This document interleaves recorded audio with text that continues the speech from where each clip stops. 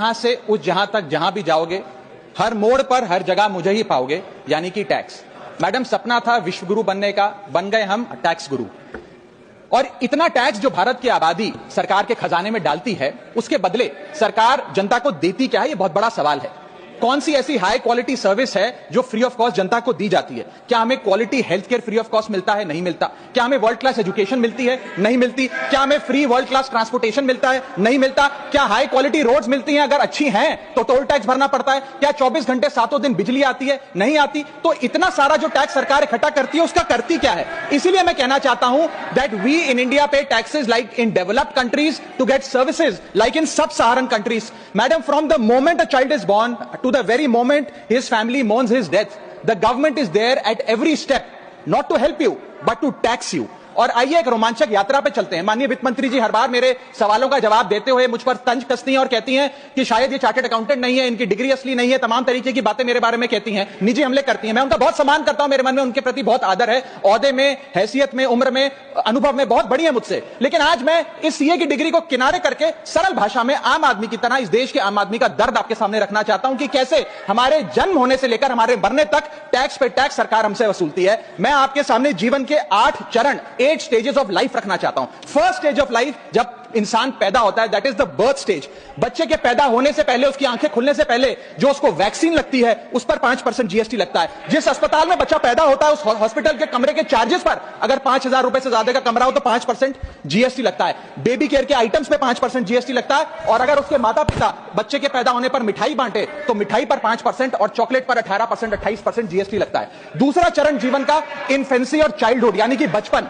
बचपन में baby food जो खरीदा जाता है उस पर 12 से 18% जीएसटी, डाइपर जो खरीदा जाता है उस पर 12% जीएसटी, बेबी स्ट्रोलर पे 5 से 12% जीएसटी, और जो खिलौने बच्चे को दिए जाते हैं उन खिलौनों पर भी 12% जीएसटी लिया जाता है। जब मुंडन होता है बच्चे का, पहला हेयर कट जिसे कहते हैं, उस हेयर कट की सर्विसेज पर भी 18% जीएसटी, और पहली बर्थडे पार्टी पर जो फोटोग्राफी होती है, फोटो खिंचवाई जाती है, उस फोटोग्राफी सर्विसेज पर भी 18% जीएसटी। यहां तक कि नामकरण की बर्थडे पार्टी जो की जाती है उस पर भी केटरिंग सर्विसेज से लेकर खान खान पर 18% जीएसटी सरकार वसूलती है। अब बच्चा स्कूल जाना शुरू करता है तो स्कूल जाने पर यूनिफॉर्म से लेकर जूतों, स्कूल बैग, लंच बॉक्स, सब पर जीएसटी लगता है। 12% जीएसटी नोटबुक पर लगता है, 18% जीएसटी स्टेशनरी आइटम पर लगता है। और उसके बाद अगर कोई एक्स्ट्रा करिकुलर एक्टिविटी बच्चे को करनी हो, कोई म्यूजिक क्लास करनी हो या फिर कोई स्पोर्ट्स कोचिंग की क्लास वो ले ले, उस पर भी 18% जीएसटी देना पड़ता है। प्राइवेट ट्यूशन ले तो उस पर भी जीएसटी, और पहली साइकिल जो बच्चा खरीदता है उस पर भी 12% जीएसटी देना पड़ता है। तीसरी अवस्था जीवन की, टीनेज ईयर्स, ये वो काल होता है जो सबसे मस्त मौला टाइम होता है जीवन का, बेहतरीन बेफिक्री का। इसमें बच्चा, यंग जवान लड़का लड़की अपना पहला स्मार्टफोन खरीदते हैं, उस स्मार्टफोन पर जीएसटी लगता है। अगर महंगा हो, विदेशी हो तो इंपोर्ट ड्यूटी भी लगती है। फिर वो अपना फोन रिचार्ज कराता है, उस पर जीएसटी लगते हैं। ब्रॉडबैंड इंटरनेट का कनेक्शन लेता है, उस पर जीएसटी लगता है। नेटफ्लिक्स, स्पॉटिफाई या वीडियो गेम की सब्सक्रिप्शन लेता है, उस पर भी जीएसटी देना पड़ता है। और अगर अपने दोस्तों के साथ पिक्चर देखने बाहर जाए तो पिक्चर की टिकट पर जीएसटी, एंटरटेनमेंट टैक्स और पॉपकॉर्न पर भी जीएसटी अब लगने लग गया है। तो तमाम तरीके के सॉल्टेड कैरेमल पॉपकॉर्न पर भी सरकार आपसे जीएसटी वसूलती है। इस बीच जब आप 18 साल के होते हैं और पहली बाइक या पहला स्कूटर खरीदते हैं, उस बाइक और स्कूटर पर आपसे जीएसटी लिया जाता है, व्हीकल इंश्योरेंस पर जीएसटी लिया जाता है, और उसके बाद रजिस्ट्रेशन टैक्स और रोड टैक्स के नाम पर भी पैसा लिया जाता है। जीवन की चौथी अवस्था, fourth stage of life, higher education की। इस हायर एजुकेशन की अवस्था में आप यदि प्राइवेट कॉलेज में पढ़ रहे हैं तो प्राइवेट कॉलेज की ट्यूशन फी पर जीएसटी लगता है। हॉस्टल में रह रहे हैं या पीजी का रेंट भर रहे हैं तो उस पर जीएसटी लगता है। स्टूडेंट लोन की प्रोसेसिंग फी पर जीएसटी लगता है। किताबों से लेकर लैपटॉप तक जीएसटी लगता है। और अगर माता पिता संपन्न है और बच्चे को विदेश भेजते हैं पढ़ने के लिए तो फॉरेन रेमिटेंस पर टैक्स कलेक्टेड एट सोर्स सरकार लागू करती है। अब आते 5वीं अवस्था पे, जब वो अपना करियर शुरू करता है। ये वो एज है जिसे मैं golden age of direct taxes कहूंगा। अब ये डायरेक्ट टैक्स के जंजाल में आदमी फंस जाता है इस उम्र में, जब उसकी पहली नौकरी लगती है। तो नौकरी में आमदनी अनुसार उसके स्लैब रेट के हिसाब से उस पर टीडीएस पहले काटा जाता है, मानो जेब काटी जा रही हो, और फिर इनकम टैक्स वसूला जाता है। जब पहली बार उसको पगार मिलती है, वेतन मिलता है, वो माता पिता या दोस्तों को बाहर खाने पे ले जाता है, पिक्चर दिखाने ले जाता है, उस खाने के बिल पर भी सरकार जीएसटी वसूलती है। और जैसे जैसे उसकी सैलरी बढ़ती है वैसे वैसे स्लैब अनुसार उसे इनकम टैक्स वसूला जाता है। इसके बाद आज वर्क फ्रॉम होम का कल्चर चल रहा है, तो वर्क फ्रॉम होम में इंटरनेट बिल्स हो, ब्रीफकेस हो, लैपटॉप हो, इन सारी चीजों की खरीद पर सरकार जीएसटी लेती है। और अगर आप ये पैसा निवेश करें, इस निवेश करने पर आप कोई भी फाइनेंशियल इंस्ट्रूमेंट खरीदें तो सिक्योरिटी ट्रांजैक्शन टैक्स के नाम पर, मैडम मेरा समय जा रहा है। कोई फाइनेंशियल इंस्ट्रूमेंट खरीदें तो फाइनेंशियल इंस्ट्रूमेंट की खरीद पर सिक्योरिटी ट्रांजैक्शन टैक्स, उसकी ब्रोकरेज पर जीएसटी और फाइनेंशियल एडवाइजरी पर जीएसटी, और जब आप ये फाइनेंशियल इंस्ट्रूमेंट बेचते हैं तो उसके मुनाफे पर सरकार आपसे कैपिटल गेन टैक्स वसूलती है। यहां तक कि हेल्थ इंश्योरेंस और लाइफ इंश्योरेंस प्रीमियम्स पर भी सरकार आपसे जीएसटी लेती है। इसी सरकार के मंत्री माननीय गडकरी जी भी सरकार से यही गुजारिश कर रहे हैं कि इंश्योरेंस प्रीमियम पे कम से कम जीएसटी हटा दिया जाए। इसके बाद इंसान अपने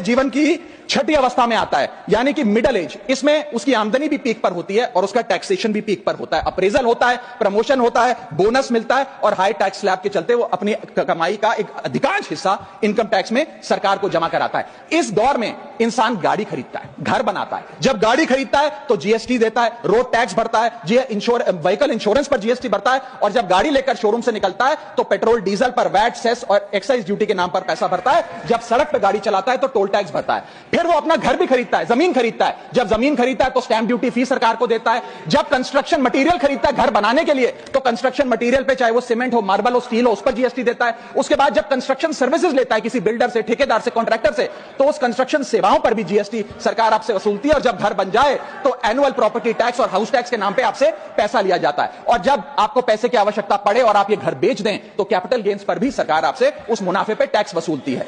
और इस बीच शादी तो रह ही गई, फिर इंसान शादी करता है, इस बीच तो बैंक्वेट हॉल बुक करता है, उस बैंक्वेट हॉल की बुकिंग पे टैक्स भरता है। शामियाना, खाना, केटरिंग सर्विसेज लेता है, उस पर जीएसटी भरता है। ज्वेलरी खरीदता है, उस पर जीएसटी भरता है। कपड़ा, शेरवानी सिलवाता है, कुर्ता पजामा, सूट पैंट, उस पर जीएसटी भरता है। यहां तक कि वेडिंग इन्विटेशन से लेकर, ब्राइडल मेकअप से लेकर, हनीमून के ट्रैवल तक हर चीज पर सरकार आपसे जीएसटी वसूलती है। सातवीं अवस्था सरकार जीवन की, वो है रिटायरमेंट। इस फेज में इंसान चाहता है आरामदायक जीवन जिया जाए, जो जीवन में कमाया उस कमाई के सहारे उसकी इंटरेस्ट पर, पेंशन पर जिया जाए। लेकिन इस अवस्था में भी सरकार पेंशन और इंटरेस्ट इनकम पे आपसे टैक्स लेती है।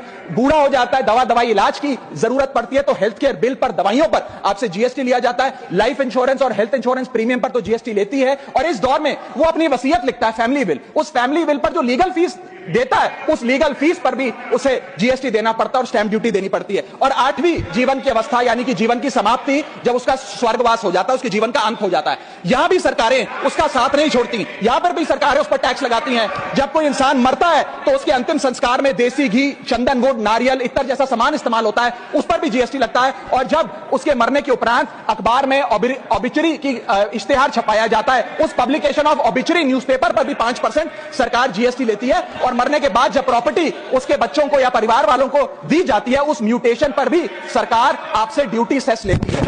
यह है life cycle of taxation model. लेकिन मैडम, सबसे जरूरी बात यह है कि इतना टैक्स देने के बाद सरकारें हमें देती क्या है? मैं जानता हूं कि टैक्स सरकार के लिए जरूरी है, इस सरकार के लिए नहीं, जितनी सरकारें इस देश में रही सबने टैक्स लगाकर जनता से पैसा लिया। टैक्सेस वास्तव में जरूरी हैं, लेकिन सवाल यह है कि क्या ये टैक्सेस हमारी इकोनॉमी को बढ़ा रहे हैं या हमारी इकोनॉमी को खा रहे हैं? क्या इससे हमारी जिंदगी बेहतर हो रही है या हमारी जिंदगी बदतर हो रही है? इतने टैक्स लगाने की वजह से आज हमारी आमदनी घट रही है, इस वजह से खपत गिर रही है, कंजम्पशन गिर रही है, डिमांड नहीं बढ़ रही है और प्रोडक्शन गिर रही है। इस वजह से पूरा इकोनॉमिक साइकिल, जो हमारा इकोनॉमी का चक्का है, वो धीमा हो गया। मैडम, इस देश में, बस समाप्त कर रहा हूं, इस देश में, मेरी पार्टी के टाइम से आप ले लीजिएगा, मेरी पार्टी के टाइम से ले लीजिएगा। मैडम, इस देश में 80 करोड़ जनता 5 किलो फ्री राशन के सहारे जी रही है। आपको जान के अचंभा होगा, इस 80 करोड़ जनता से भी ये सारा जीएसटी लिया जाता है, दिन प्रतिदिन लिया जाता है, जो आज मैंने पढ़ के सुनाया। सिर्फ अमीर नहीं, गरीब से गरीब आदमी भी जीएसटी देता है। और अंत में मैं बस इतना ही कहना चाहूंगा कि क्योंकि इतना टैक्स लगा कर सरकारें जनता का खून चूसती हैं, उस वजह से आज एफएमसीजी की सेल्स घट रही हैं,